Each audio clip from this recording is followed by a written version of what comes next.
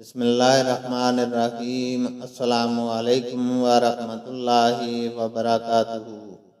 حدیث نبوی صلی اللہ علیہ وسلم ہے، ہم اپنی کنواری جوان بچیوں کو عیدگاہ جانے سے روکتی تھیں۔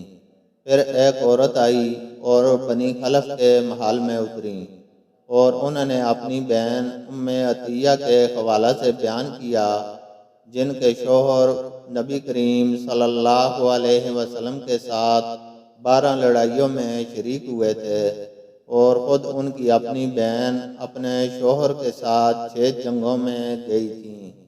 انہوں نے بیان کیا کہ ہم زخمیوں کی مرہم پٹی کیا کرتی تھیں اور مریضوں کی خبر گیری بھی کرتی تھیں۔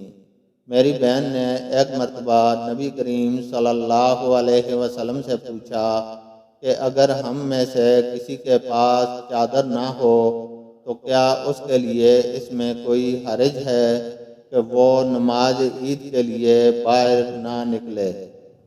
آپ صلی اللہ علیہ وسلم نے فرمایا، اس کی ساتھی عورت کو چاہیے کہ اپنی چادر کا کچھ حصہ اسے بھی اڑا دے، پھر وہ خیر کے مواقع پر اور مسلمانوں کی دعاؤں میں شریک ہوں، یعنی عیدگاہ جائیں۔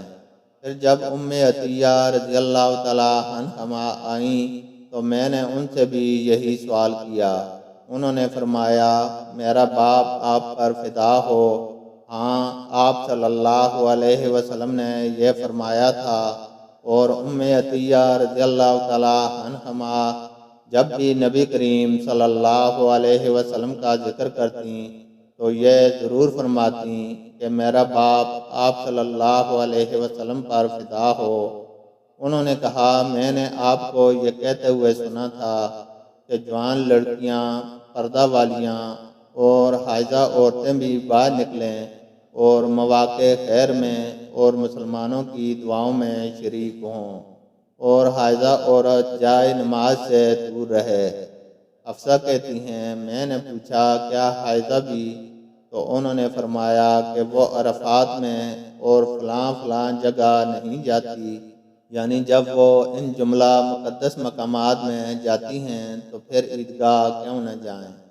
اللہ تعالیٰ سے دعا ہے کہ وہ ہمیں قرآن اور حدیث کو سننے، سمجھنے اور اس پر عمل کرنے کی توفیق عطا فرمائے، آمین۔